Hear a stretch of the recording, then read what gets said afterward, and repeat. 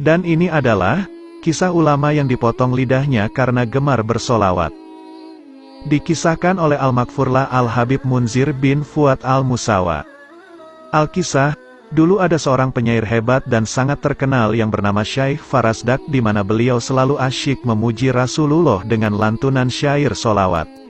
Suatu waktu ketika Syekh Farasdak melakukan ibadah haji kemudian datang berziarah ke makam Rasulullah dan membaca kasidah di makam baginda Rasulullah. Ketika itu ada seseorang yang mendengarkan kasidah pujian yang dilantunkannya. Setelah selesai membaca kasidah, orang itu menemui Syekh Farasdak dan mengajak beliau untuk makan siang ke rumahnya. Beliau pun menerima ajakan orang tersebut dan setelah berjalan jauh hingga keluar dari Madinah Al-Munawwarah sampailah keduanya di rumah yang dituju. Sesampainya di dalam rumah, orang tersebut memegangi Syekh Farasdak dan berkata, "Sungguh aku sangat membenci orang-orang yang memuji-muji Muhammad dan kubawa engkau ke sini untuk ku gunting lidahmu." Maka orang itu menarik lidah Syekh lalu mengguntingnya dan berkata, "Ambillah potongan lidahmu ini dan pergilah untuk kembali memuji Muhammad." Maka Syekh Farasdak pun menangis karena rasa sakit dan sedih sebab tidak bisa lagi membaca syair untuk Sayyidina Muhammad. Kemudian beliau datang ke makam Rasulullah seraya berdoa, "Ya Allah, jika penghuni makam ini tidak suka atas pujian-pujian yang aku lantunkan untuknya, maka biarkan aku tidak lagi boleh berkata-kata seumur hidupku, karena aku tidak memerlukan lidah ini kecuali hanya untuk memujimu dan memuji nabimu. Namun jika engkau dan nabimu ridha, maka kembalikanlah lidahku ini ke mulutku seperti semula." Beliau terus menangis hingga tertidur dan bermimpi berjumpa dengan Rasulullah yang berkata, "Aku suka mendengar pujian-pujianmu, berikanlah potongan lidahmu." Lalu Rasulullah mengambil potongan lidah itu dan mengembalikannya pada tempatnya semula.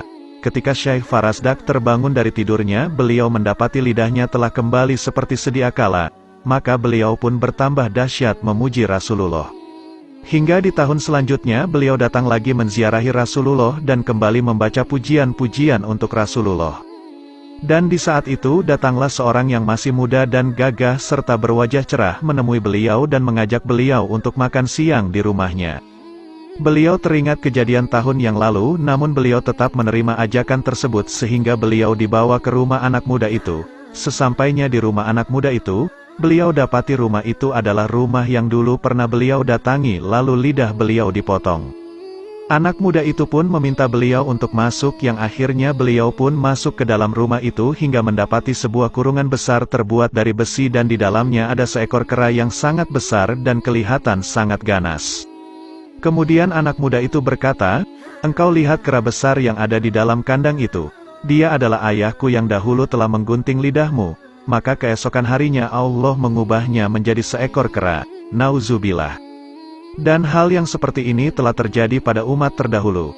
Sebagaimana firman Allah, "Maka setelah mereka bersikap sombong terhadap segala apa yang dilarang, kami katakan kepada mereka, jadilah kalian kera yang hina."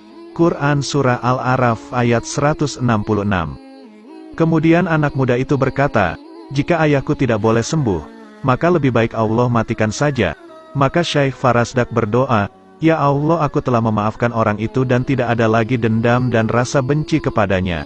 Dan seketika itu pun Allah mematikan kera itu dan mengembalikannya pada wujud yang semula.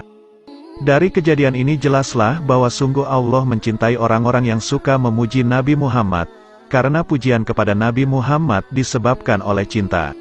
Mudah-mudahan kisah ini bermanfaat bagi kita semua, dan semoga lewat video ini kita dapat mengambil beberapa pelajaran serta hikmahnya.